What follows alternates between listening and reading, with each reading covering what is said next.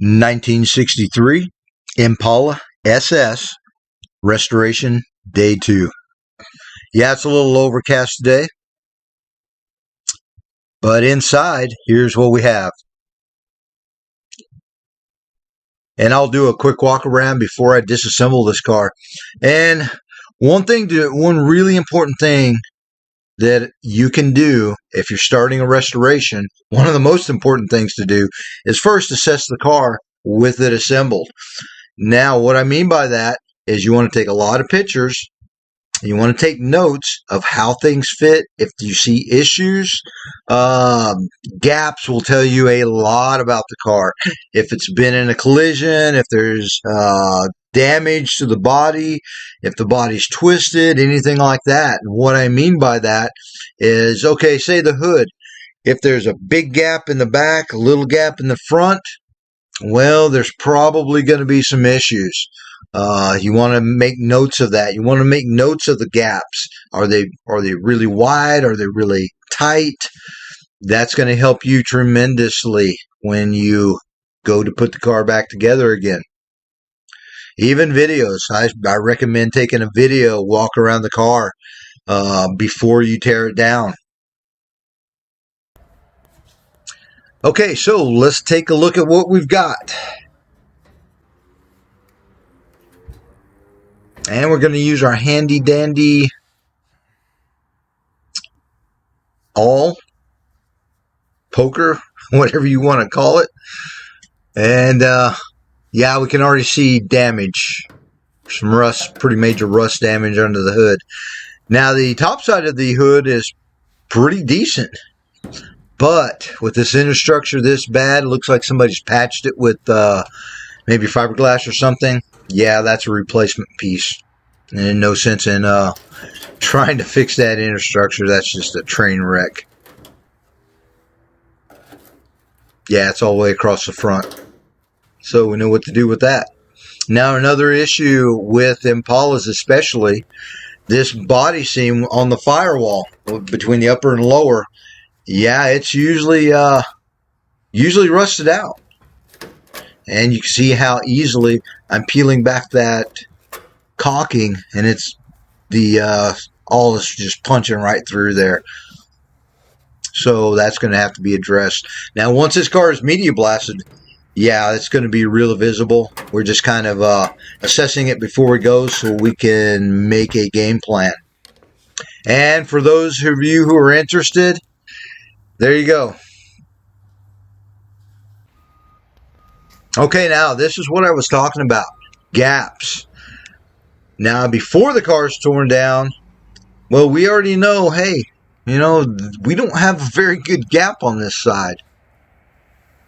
And just following that all the way around. Now the front's a little bit better all the way across. Moving over to the driver's side, well, yeah, there is a gap, but man, that's already tight, that deck lid. And so now we're going to check out the door gaps. And this is the driver's door. And it's a little tight on the radius, but it's got a nice parallel gap along the bottom. So that's nice to know.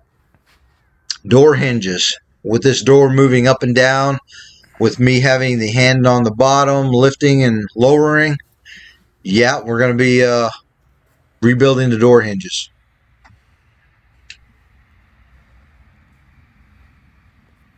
Now we're just going to go along and scout out the usual issue areas.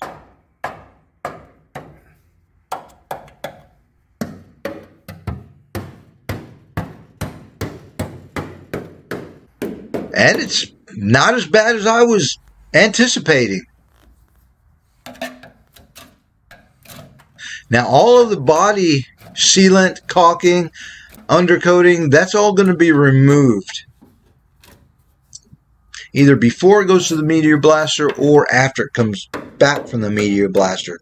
Sometimes it's easier just depending on the condition of the body sealant.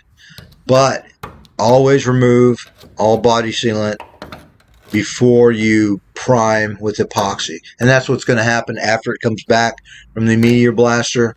And once all the caulking has been removed, then we're going to put the body, while it's on the rotisserie, in DP90 epoxy primer.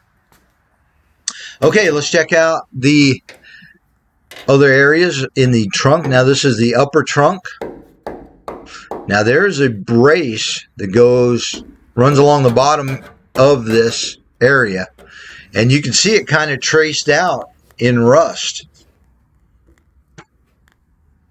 So yeah, we'll be addressing that. There's definitely going to be some rust issues we're going to be addressing.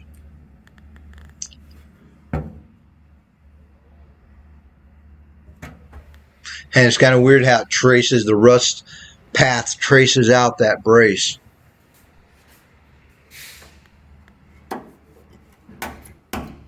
Looks like the driver's side is a little more rough. Yeah, definitely blowing through there. Now here's some caulking, and this is what I was talking about. We want to get all of this out.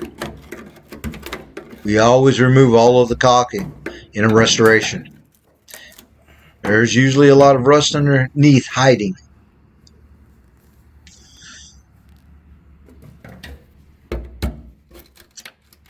And you can see our inner wheel well to the upper trunk. Yeah, that's yeah, we've got some issues there we're going to be addressing.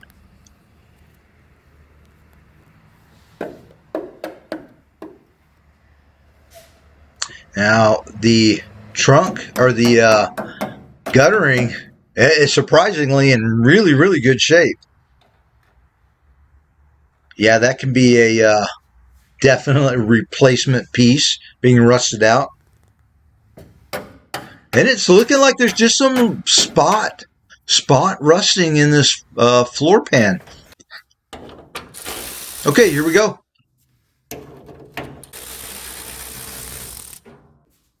And another reason we were assessing that is that way we can get our parts ordered while it's out at Media Blast. Sometimes those guys are backed up. It may take a while before the car comes back. And we are getting that lock assembly out. And this is another big deal. Okay, whenever we remove the deck lid or the hood, if you don't have help, even if you do, it's a good idea to put some padding down so that that deck lid doesn't slam down, put a nice dent on the top of the quarter panel there.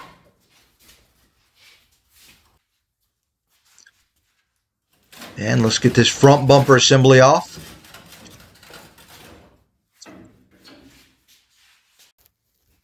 And yeah, the front bumper assembly, yeah, that has some major issues. I don't think we can rebuild that.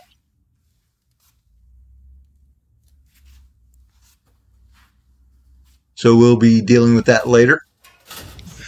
And the rear bumper. There it is.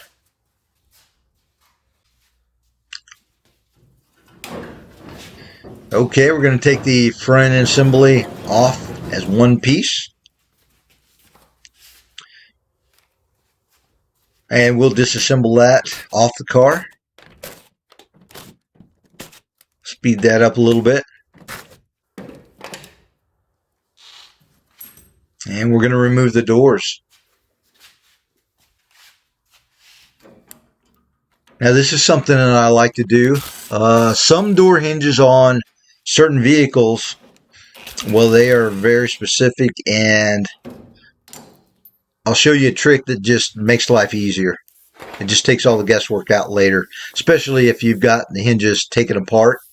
So what I'll do is I will come back with the cutoff wheel. I know that's the left side, and now if that was the bottom, I might scribe on there LB for a left bottom. And this is the right top, so there that is. A lot easier when you go back together. So now we're going to be removing the trim. And whether the trim is in good shape or it isn't in good shape, well, we don't want to ever put more damage into it. So we'll take our time, wiggle that thing off. Now this is huge also doing a restoration. Tag and bag. Makes life a lot easier. Now you see we have these rods zip tied so because they can wiggle around, fall off. Then you don't know which rod goes to which. Just saves a lot of time. Organization. Okay, here we go with the body.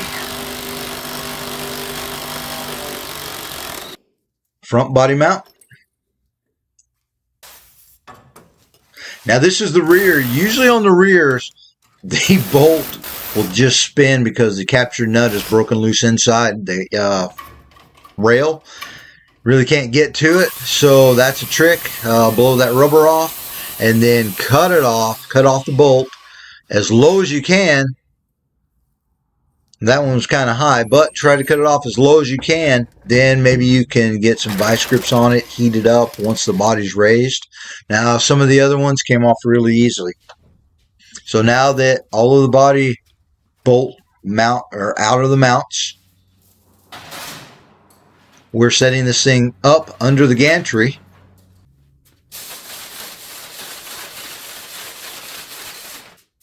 We're going to raise the back end first. Get our collapsible jacks in place. Now these things will raise up to about 4 feet. They'll extend and then they have a screw at the inside and that will allow them to raise up. You can level them. Really cool. You can pick those up at a welding supply store. Yeah, you see those a lot with mobile welding trucks out in the field. Okay, now we've got that down. We're going to move around to the front.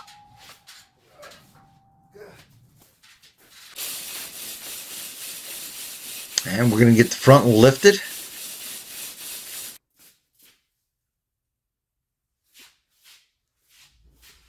And just enough. There it is. Body separated. Frames out of the way. Now the rotisserie is going to mount where I have the chain mounted currently.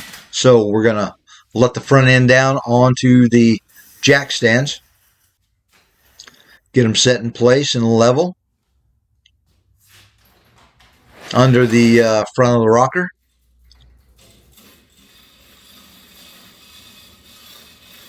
And always when doing anything like this, safety first.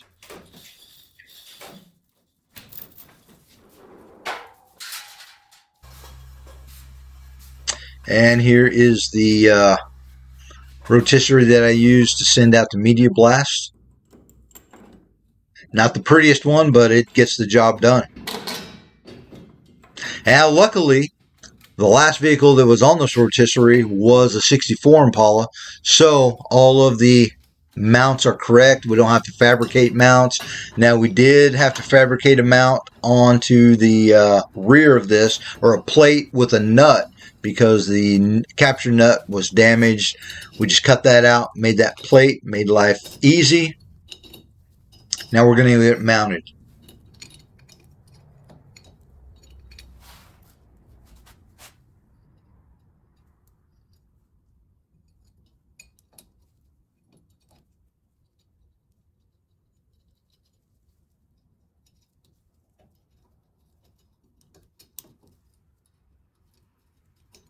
And there those are.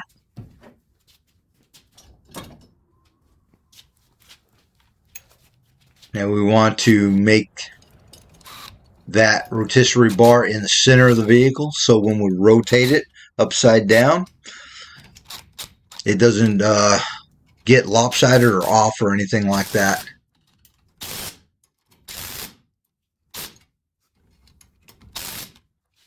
And we don't have to go crazy tightening those things down. Okay. Enclosed trailer. We're going to winch that thing on up in there and get it ready for media blast. That'll be the next step.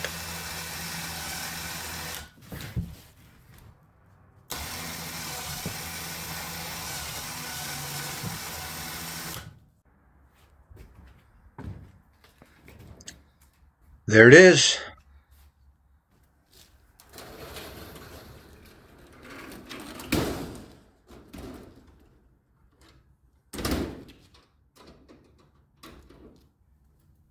get ready for part 3.